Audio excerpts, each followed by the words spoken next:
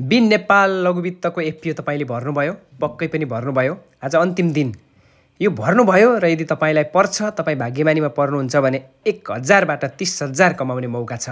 त्योभन्दा धेरै पनि हुन सक्छ।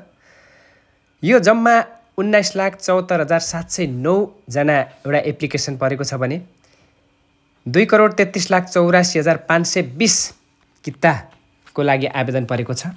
जम्मा जारी भएको किता 51,292 हो र जम्मा 5,129 जनालाई यो एफपिओ पर्नेछ।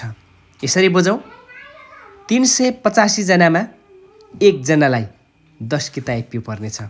385 बराबर 1 जना भनेपछि एकदमै धेरै भाग्यमानीले यो एफपिओ प्राप्त गर्नेछन् र तपाई पनि त्यो भाग्यमानीमा पर्न सक्नुहुन्छ।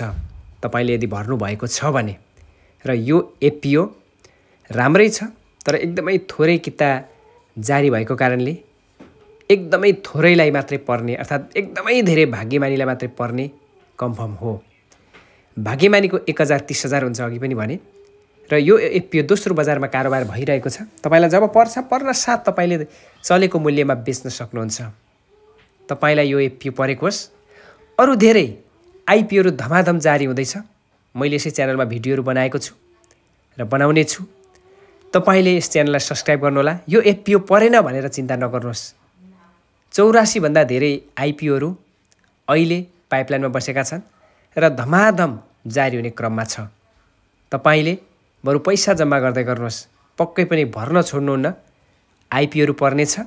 दोस्रो बजारमा तपाई कारोबार गर्नुहुन्छ भने पनि कम्पनीहरूको बारेमा बुझ्नलाई बेस नेपाल इन्फो युट्युब च्यानललाई सब्स्क्राइब गर्नुहोला। हामी आइपिओ सम्बन्धी अर्थात् शेयर बजार सम्बन्धी सम्पूर्ण जानकारीहरू लिएर यस च्यानलमा आउने गर्छौँ।